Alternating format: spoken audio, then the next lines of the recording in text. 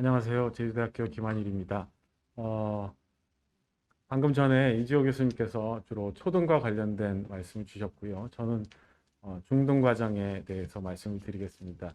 사실 컴퓨터 교육, 정보 교육과 관련해서 드릴 말씀은 엄청나게 많지만 그때마다 너무 이렇게 표피적인 얘기만 어, 되는 경우들이 많아서 오늘은 좀 집중적으로 교육과정 개정을 대비한 모임이니만큼 거기에 집중적으로 말씀을 드리도록 하겠습니다. 그동안 소프트웨어 정책연구소가 해오신 여러 가지 그 자료 만들어내 주신 자료나 이런 걸 큰 도움을 받고 있습니다. 오늘 이 자리에 불러주셔서 감사하고요. 매우 영광스럽게 생각합니다. 제가 정리한 자료를 보고 말씀을 드리도록 하겠습니다.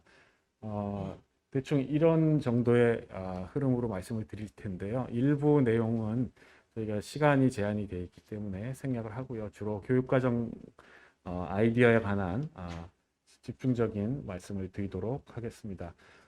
말씀드리기에 앞서 다른 분들 발표와 약간 중복이 되지만 이전 교육과정에 대한 정리를 먼저 하고 간단하게 정리하고 넘어가도록 하겠습니다. 2015 전국과 교육과정 중등 과정을 중심으로 해서 그때부터 사실 저희가 사전 연구를 진행하면서 면밀하게 살펴보려고 노력을 하였습니다. 정보교육이 필수화됐죠. 굉장히 의미 있는 키워드입니다.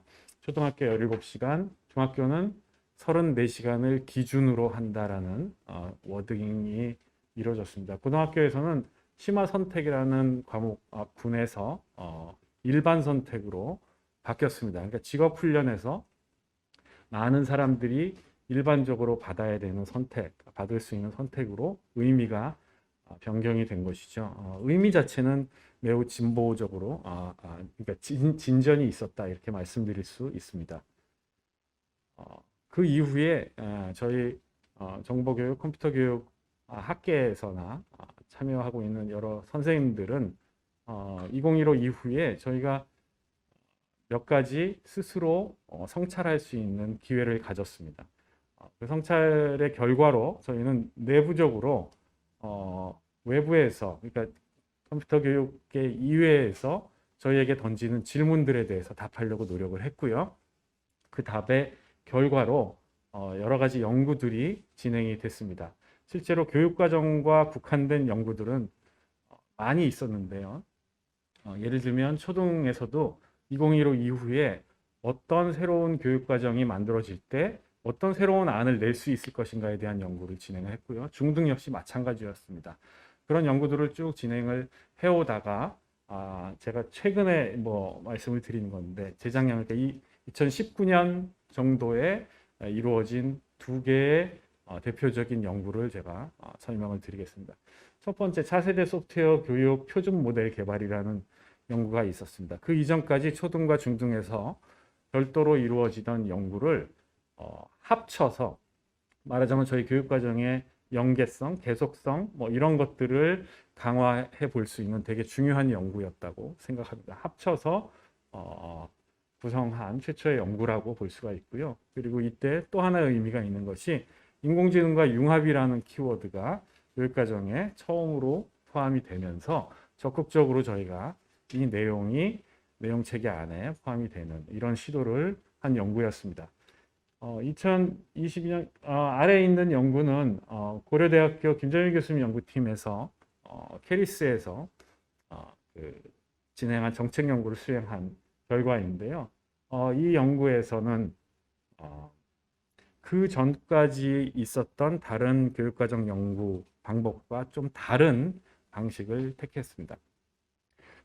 여러 가지 외부에서 저희 분야로 던진 질문 중에 하나가 너희가 시수가 늘어나면 도대체 뭘 가르칠 거야? 뭐 특별한 거 없지 않아? 피지컬 컴퓨팅 그거 맨날 그 아두이노 가져다가 똑같은 거 하잖아. 뭐가 다른 게 있어? 뭐 이런 질문들도 분명히 있었는데요. 어떻게 보면 그거에 대한 답변이라고 할 수가 있습니다. 전 세계적으로 컴퓨터 교육이 시행되고 있는 다양한 분야의 그 내용 체계의 뿌리를 연구를 해서 어떤 방법과 어떤 절차를 고려해서 교육과정 개발이 이루어져야 하는지에 대한 체계적인 답변을 했고요. 결과적으로 보면 고등교육으로부터 거꾸로 그에 대한 교육의 필요성을 거꾸로 역으로 찾아 나가는, 그래서 초등까지 결과적으로 어떤 교육이 이루어져야 되는지를 제시한 그런 중요한 연구였다고 생각을 합니다.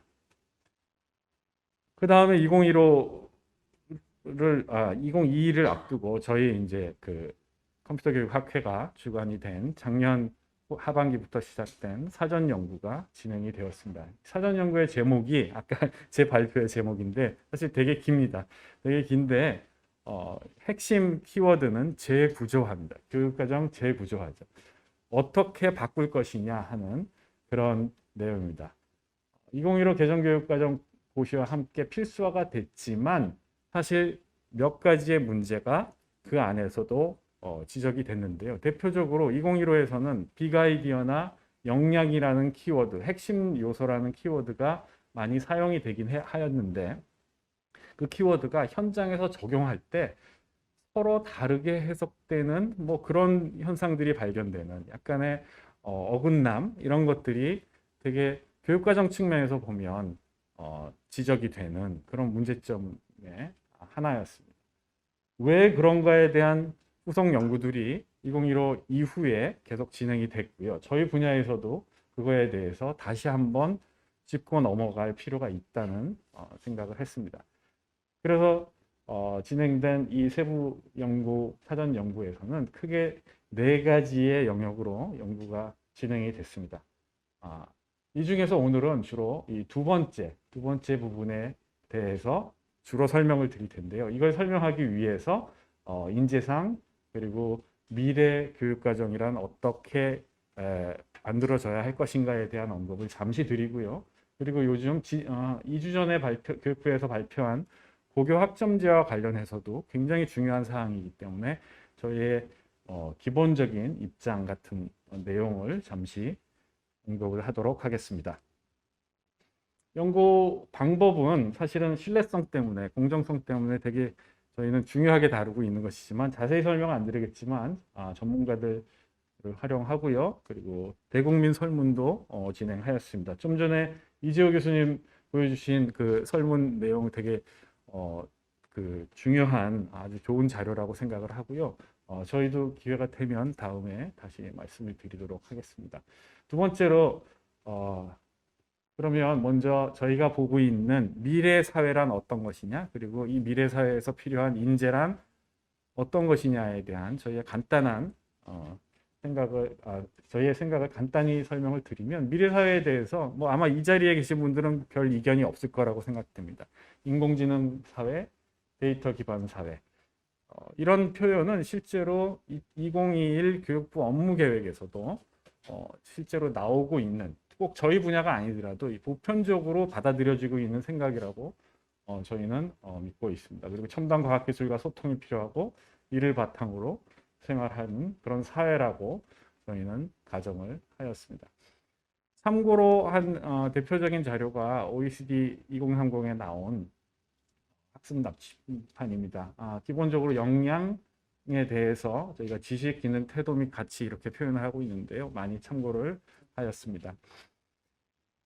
빅아이디어란 무엇이냐? 짧게만 말씀을 드리면 학생들이 배우고 나서 많은 세월이 지난다 할지라도 여전히 그 학생들에게 뭔가가 남아 있다면 그것을 우리는 영속적 이해라고 부를 수 있다고 했고요. 이 영속적 이해에 해당하는 부분이 바로 빅아이디어다 하는 거죠. 그러니까 누군가가 쉽게 직관적으로 이거 아니야?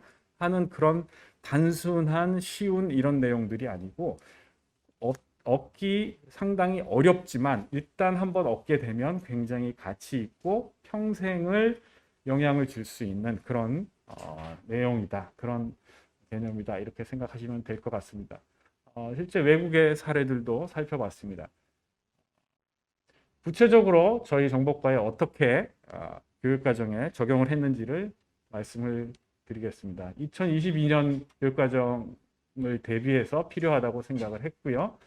이런 과정을 거쳤습니다. 인가분석 2015부터 시작해서 저희가 문헌 연구를 했고요. 대국민 설문 그리고 많은 사례들을 분석했습니다. 그 다음에 전문가를 이용한 델파이 연구를 통해서 진행을 했습니다. 재구조화할 때 아이디어의 타당성 검증을 위해서 이런 원리들을 적용을 했습니다. 적용하고 설정 과정은 이런 식으로 진행을 했습니다. 이 과정에서 나온 각각의 산출물을 잠시 후에 보여드리도록 하겠습니다. 결과적으로 말씀을 드리면 저희가 도출해낸 빅 아이디어는 이렇게 5가지입니다. 워딩을 보시면 일부는 익숙할 수도 있고 일부는 좀 처음 접하시는 것도 있으실 텐데요. 익숙한 부분도 사실은 우리가 그 단어라는 것이 가지는 한계가 있죠. 그래서 여러분들이 이미 이 단어에서 가지고 있는 이미 여러분 안에서 구축된 그 개념과 저희가 여기서 한 개념이 약간씩 차이가 있을 수 있습니다. 실제 2015에서도 제시된 워딩과 현장에서 교사들이 느끼는 그 워딩이 서로 차이가 났기 때문에 교육과정이 있는 그대로 현장에서 적용하기 어렵다라는 그런 지적이 나온 게 아닌가 이렇게 판단하고 있습니다. 표현, 추상화, 자동화, 네트워킹, 디지털 감수성 이 각각에 대해서 좀 더 이해를 잘 하실 수 있도록 이 아래쪽에 진술문 형태로 표시를 하였습니다. 예를 들면 네트워킹 같은 경우가 사실은 우리의 고정관념이 강한 컴퓨터 네트워크에 대해서 워낙 그 중요성을 이해하고 있기 때문에 고정관념이 강한 워딩인데요. 여기서 저희가 제시하고 있는 네트워킹은 컴퓨팅의 모든 대상을 서로 연결한다는 것입니다. 마이크로한 경우는 컴퓨터 안의 대상들이 연결되는 것을 말하고 매크로한 것들은 컴퓨터와 컴퓨터 외의 세상이 연결되는 것을 말하는 것이죠. 그러니까 기존의 컴퓨터 네트워크와는 다른 개념이다라는 좀 이렇게 이해를 해주시면 좋겠습니다. 오히려 협력적 문제 해결력이라는 2015에 나왔던 기본 역량과 관련해서 생각해 주시면 더 이해가 빠를 것 같습니다. 그 다음에 여기 나와 있는 것은 방금 말씀드린 그 5가지의 빅 아이디어를 실세계와 컴퓨팅 세계를 어떻게 관통하면서 이 5개의 아이디어들을 아이디어들이 서로 조화롭게 이루어질 수 있는지를 보여주고 있습니다. 그래서 문제 인식, 문제 해결까지 얘네들의 서로의 역할을 보실 수가 있습니다. 본질적 질문이라는 것들도 저희가 준비를 했는데요.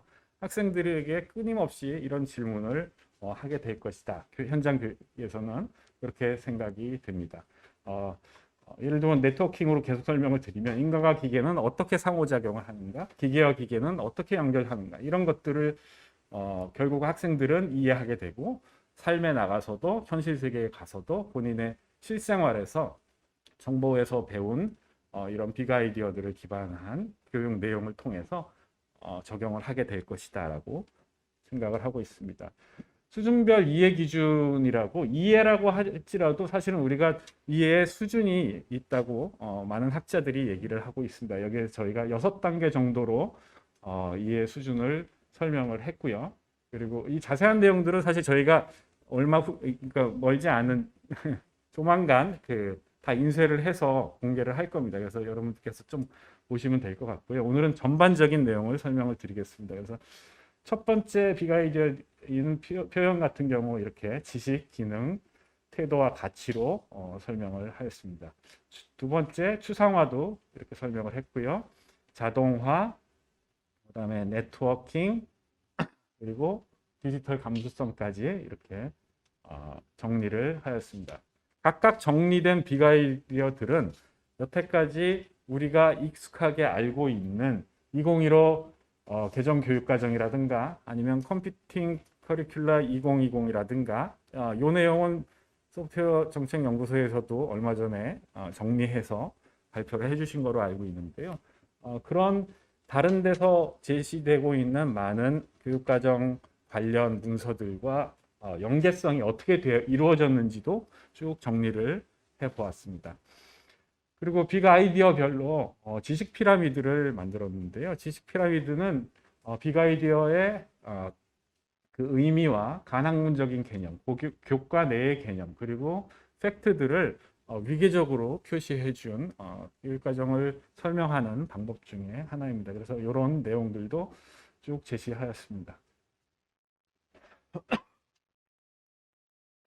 마지막으로 빅 아이디어 지식 체계 구성은 이런 식으로 설명이 되었는데요. 여기 학년별 지식, 중학교, 고등학교, 고등학교 선택까지 이와 같은 방식으로 설명을 하고 세부 지식의 선정은 컴퓨팅 커리큘러 2020 그리고 데이터 과학의 하위 지식, 미래 정보과 교육과정 개선과 관련된 선행 연구들을 참조하였습니다. 세부 지식은 계열성, 계속성, 통합성, 연계성 등을 고려해서 만들어 봤습니다.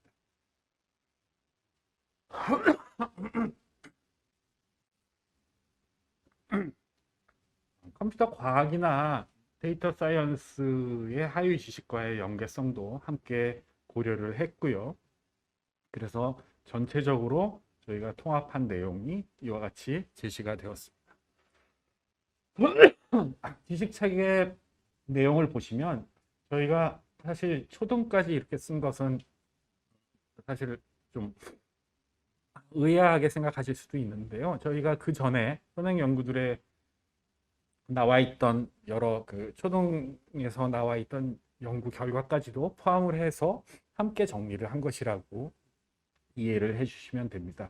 오히려 고등교육 기관에 있었던 부분 연구 내용들을 역으로 이렇게 영향을 해서 어떤 선행 관계들이 이루어져야 할지에 대한 연구가 진행됐다 이렇게 이해해 주시면 될 것 같습니다. 그래서 각 빅아이디어별 지식 체계를 구성을 하였습니다. 요약을 해보면 저희 교과의 인재상은 컴퓨팅 사고력과 디지털 감성을 가진 창의융합적 문제 해결자라는 인재상으로 정리를 해볼 수가 있고요. 교과의 역량으로 이렇게 세 가지 컴퓨팅 사고력, 네트워킹 역량, 그 다음에 디지털 감성, 실천 역량이라고 정리를 해볼 수 있겠습니다. 교수학습 방법은 사실 꼭 정보교과뿐만 아니라 타교과에도 참고할 수 있는 중요한 내용이라고 생각합니다. 별도의 시간을 가지고 따로 설명을 드리도록 하고 오늘은 생략하도록 하겠습니다. 고교학점제와 관련해서 잠시 말씀을 드리면 많이들 알고 계시겠지만 고교학점제는 학생들의 선택권을 강조하는 새로운 고등학교의 제도라고 생각을 합니다. 조만간 구체적인 실시가 될 것으로 이미 고지가 되었고요. 그리고 제도 부분 도입 24년까지 거쳐서 25년부터 본격적으로 시행된다. 이 말은 무슨 말이냐면 2022 교육과정이 현장에 본격적으로 시행되는 25년과 맞물려 있다는 뜻입니다. 그래서 차기 교육과정 개정 작업은 고등학교 부분에 있어서는 저희가 정보와 관련된 선택 과목도 충분히 제시해야 한다라는 그런 의미입니다. 개정안은 일단 교육부에서 발표한 것은 교과 이 과목 구조 자체가 일반 선택, 그다음에 융합 선택, 그리고 진로 선택으로 선택 과목을 세 가지로 정했고요. 전문 교과를 과거와 좀 다른 형태로 만들었습니다. 그래서 융합 선택 같은 경우는 이번에 새로 들어간 형태인데 융합 선택은 학생들이 공통 과목을 하고 나서 바로 선택할 수 있는 수준이다라는 설명을 사전 연구팀에서 하였습니다. 그러니까 선택 과목 간에 위계가 있는 것은 아니다. 공식적으로는 그렇게 되어 있습니다. 이 내용을 하기 위해서 저희는 현장 교사들의 협력 연구를 진행하였습니다. 한국정보교사연합회와 협력을 해서 현재의 다양한 고등학교 선택 과목 교과들에 대해서 기본적으로 연구를 진행하고요. 그런 사례들입니다. 그러니까 현재 저희가 인정교과서 체제로 제한되고 있는 여러 가지 이미 만들어진 사례들을 살펴봤고요. 그리고 그런 사례들입니다. 그래서 이런 사례들로부터 진행을 해서 이런 일단 선택을 했습니다. 근데 이런 제안을 하였는데 이 제안 자체가 교육부의 고교학점제 결과 발표가 나오기 전에 이루어진 것이라서 이 부분은 일부 수정을 하고 저희가 좀 보다 심화된 연구가 필요하다라고 생각합니다. 다만 방향상 저희가 말씀을 드리면 저희가 그 전에 진로 선택에 있었던 인공지능, 현재 2015 교육과정 개시 그 부분에는 진로 선택이 있었는데 이 부분이 아마 일반 선택적으로 오는 것이 좋지 않을까 하는 이런 제안을 드리는 것입니다. 그렇게 하고 진로 선택과 아까 보여드린 융합 선택 같은 곳에 보다 다양한 선택 과목을 제시해야 된다고 생각을 합니다. 마지막으로 재원을 통해서 발표드린 내용을 좀 정리해 보도록 하겠습니다. 교육이라는 게 사실 아까 이재호 교수님도 말씀을 해주셨지만 특정 교과 중심으로 생각하는 것은 좀 위험하다고 사실 저도 공감합니다. 그건 다른 교과도 마찬가지고 저희 스스로도 그런 그 오류는 범하지 말아야 된다라는 생각을 하고 있습니다. 시대를 살아갈 때 필요한 역량, 그리고 미래 세대인 학생들이 알아야 할 소양 관점에서 교육에 대한 언급이 이루어져야 된다고 생각합니다. 읽고 말하고 셈하고 하는 수준으로 과연 정보가 필요한 것이냐, 거기에 대해서 저희가 깊게 고민해야 된다고 생각하고요. 차기 교육 과정에서는 그 결과 이런 소양들이 기본 소양에 포함되는 것이 합당하지 않나 하고 제안을 드리는 것입니다. 정보교과는 특별히 컴퓨팅 사고력, 인공지능 또는 데이터 문해력을 동시에 습득할 수 있는 유일한 교과입니다. 글을 국어과에서만 다루는 것은 아닙니다. 다른 교과에서도 말도 배울 수 있고 글쓰기도 배울 수 있습니다. 그렇지만 국어과가 중심이 되는 것이죠. 그런 면에서 정보교과가 이런 것을 할 수 있는 매우 중요한 교과라는 꼭 말씀드리고 싶습니다. 따라서 정보교과는 모든 학생이 차별 없이 공정하고 공평한 교육을 받을 수 있도록 국민 기초 소양으로 다뤄져야 한다 하는 말씀을 드립니다. 최근에 다양한 얘기들이 정보와 관련돼서 얘기가 되고 있는데요. 정보과가 기반한 학문, 컴퓨팅과학, 데이터과학, 인공지능 등을 포괄한 이 분야는 타 학문과 구별되는 명확한 정체성과 지식체계가 있습니다. 그렇기 때문에 타 학문과 어설프게 흡수가 되거나 분할해서 담당할 수는 없는 것입니다. 요즘 얘기되고 있는 AI 플러스 X나 X 플러스 AI는 굉장히 중요한 얘기긴 하지만 그것이 정보과의 그 역할이 올바로 설 때 오히려 더 잘 이루어질 수 있다는 점이 사실은 강조되어야 된다라고 생각을 합니다. 초중등 교육의 목적은 학생의 성장과 미래사회 구성으로서 역할을 다할 수 있도록 하기 위함입니다. 그러니까 이 초중등 학교의 교육과정은 학생들이 필요한 많은 것을 골고루 학생들의 선택까지도 반영을 해서 제공되어야 한다는 것이죠. 굉장히 어려운 요구죠. 굉장히 어려운 요구입니다. 적어도 우리가 어느 한쪽에 편향되거나 너무 한쪽이 부족한 그런 선택을 해서는 안 되는 것이 국가교육과정을 가지고 있는 우리나라에서 지향해야 될 방향이 아닌가 이렇게 생각합니다.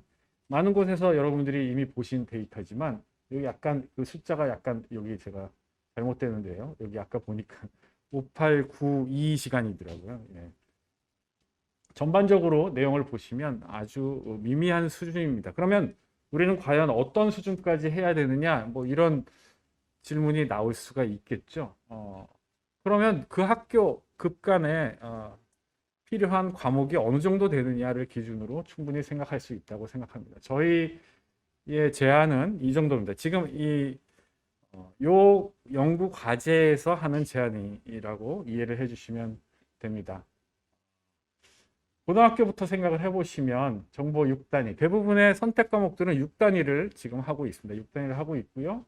그래서 이 정도를 제안하는데 이 부분은 사실 구체적인 내용은 저희가 고교 학점제와 관련해서 좀 더 연구를 진행을 해야 된다고 생각을 하고 있습니다. 중학교를 기준으로 말씀드리면 컴퓨팅 사고력, 데이터 과학, 인공지능의 기초 이런 것들을 만약에 내용에 포함을 한다고 하면 학년별로 68시간 정도가 필요하지 않을까 생각합니다. 그 이유는 기본적으로 34시간씩 하면 한 주 1시간이죠.